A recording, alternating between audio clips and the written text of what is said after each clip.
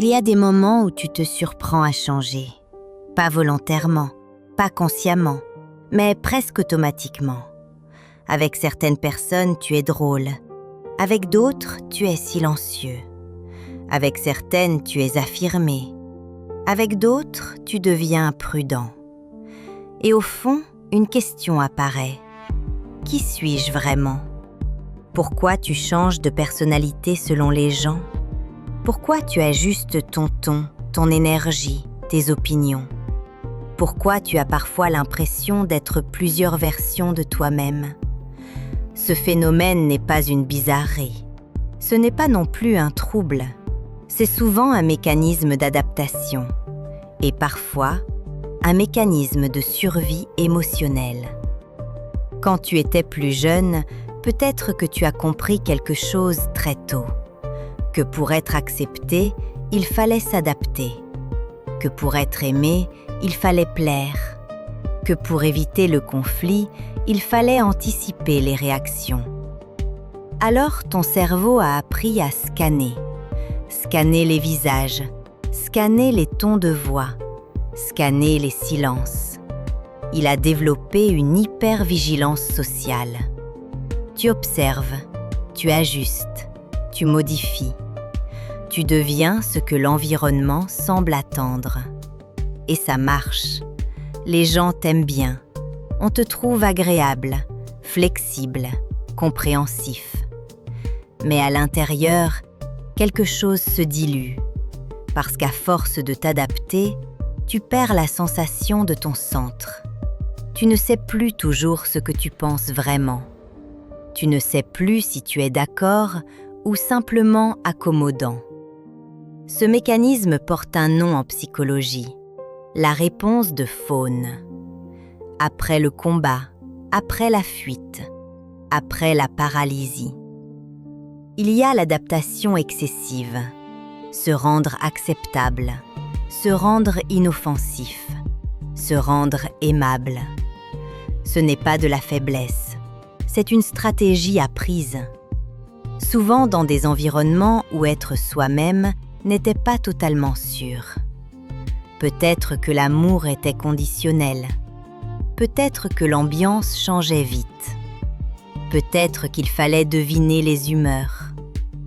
Alors tu as développé une intelligence sociale fine. Tu sais lire une pièce en quelques secondes. Tu sais sentir ce qui dérange. Tu sais anticiper ce qui pourrait créer une tension. C'est une compétence. Mais utilisée en permanence, elle épuise. Parce qu'elle te maintient dans un état d'alerte subtile. Et surtout, elle te déconnecte de toi. À ce stade, pose-toi une question simple. Quand tu es seul, sans personne à impressionner, sans personne à rassurer, sans personne à satisfaire, qui es-tu ? Si cette question te met mal à l'aise, si elle te semble floue, alors cette vidéo est pour toi. Si tu te reconnais dans ce mécanisme d'adaptation excessive, écris en commentaire « Je veux apprendre à être moi » et pense à t'abonner si tu veux comprendre les mécanismes invisibles qui influencent ton identité et tes relations. Parce que ce que tu crois être ton caractère est parfois une protection. Et ce que tu appelles ta personnalité est parfois une adaptation ancienne qui n'a plus lieu d'être. Changer selon les gens peut sembler normal. Après tout, nous avons tous des facettes. Mais il y a une différence entre adapter ton comportement et te modifier intérieurement pour être accepté. La nuance est fine. Quand tu adaptes ton langage professionnel au travail, c'est sain. Quand tu adaptes ton humour selon le contexte, c'est mature. Mais quand tu adaptes tes opinions pour ne pas déranger, quand tu modifies tes goûts pour ne pas être exclu, quand tu caches certaines parts de toi par peur du rejet, alors ce n'est plus de l'adaptation, c'est de l'effacement. Et l'effacement répété crée une fatigue profonde, une fatigue identitaire. Tu ressens parfois une sensation étrange après certaines interactions, comme si tu avais joué un rôle, comme si tu avais performé. Et cette fatigue ne vient pas du temps passé, elle vient de l'énergie dépensée à ne pas être entièrement toi. Le paradoxe, c'est que ce mécanisme te protège tout en t'isolant. Parce que si tu n'es jamais totalement toi-même, personne ne te connaît vraiment. On aime la version adaptée, pas la version brute. Et inconsciemment, cela nourrit une peur. Si j'étais vraiment moi, serais-je encore acceptée ? C'est ici que commence le travail intérieur. Reconnaître que tu as appris à t'adapter, sans te juger, sans te blâmer, simplement en comprenant que c'était nécessaire à un moment donné. Mais aujourd'hui, tu n'es plus cet enfant. Tu n'es plus obligé de scanner chaque pièce. Tu n'es plus obligé d'anticiper chaque réaction. La sécurité ne dépend plus de ton camouflage. Et pourtant, ton système nerveux agit encore comme si c'était le cas. C'est pour cela que tu changes selon les gens. Pas parce que tu es faux, mais parce que ton cerveau veut éviter le rejet. Dans la deuxième partie, on va explorer pourquoi la peur du rejet active ce mécanisme. Comment retrouver une cohérence intérieure? Pourquoi affirmer son identité fait peur? Et surtout, comment arrêter de te modifier pour être aimé? Pourquoi est-ce si difficile d'être pleinement soi-même? Parce que le rejet active une douleur réelle. Le cerveau traite l'exclusion sociale presque comme une menace physique. Être ignoré, être moqué, être critiqué. Cela active les mêmes zones que la douleur corporelle. Alors ton système nerveux cherche la sécurité. Et la sécurité, pour lui, passe par l'acceptation. Mais voici le piège.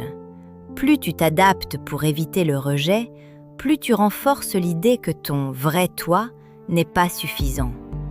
C'est un cercle invisible. Tu modifies une petite chose, puis une autre encore. Et un jour, tu te regardes et tu te demandes « Où suis-je dans tout ça ?» Retrouver une cohérence intérieure ne signifie pas devenir rigide. Cela signifie identifier ce qui est non négociable pour toi, tes valeurs, tes limites, tes goûts, tes besoins. La première étape est simple, mais puissante. Observer. Dans quelle situation changes-tu le plus? Avec quelle personne? Dans quel contexte? Ensuite, demande-toi. Qu'est-ce que je crains ici? Le conflit? Le jugement? Le ridicule? La perte du lien?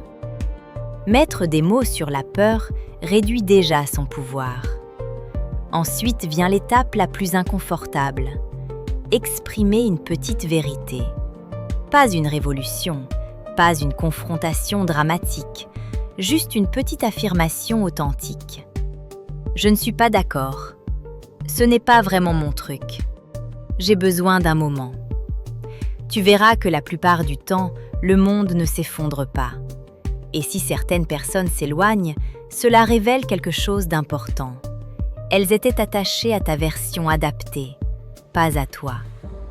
Être cohérent intérieurement crée une sélection naturelle. Moins de monde, peut-être, mais plus de profondeur. Parce que l'identité solide attire des relations plus authentiques. Tu n'as pas besoin de devenir brusque, tu n'as pas besoin de devenir conflictuel. Tu as simplement besoin d'arrêter de t'effacer. Ce processus demande du courage, parce qu'il implique d'accepter une vérité difficile. Tout le monde ne t'aimera pas, mais ceux qui t'aimeront vraiment, t'aimeront pour ce que tu es, pas pour ce que tu ajustes. Et c'est là que la vraie sécurité apparaît. Pas dans l'acceptation universelle, mais dans la cohérence intérieure. La prochaine fois que tu te surprends à changer, ne te critique pas. Observe.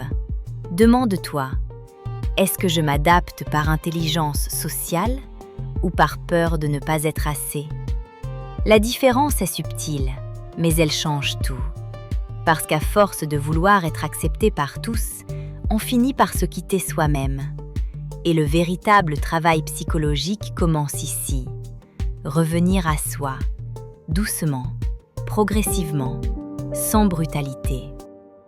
Tu n'as pas plusieurs personnalités, tu as plusieurs stratégies. Et aujourd'hui, tu peux choisir lesquelles garder.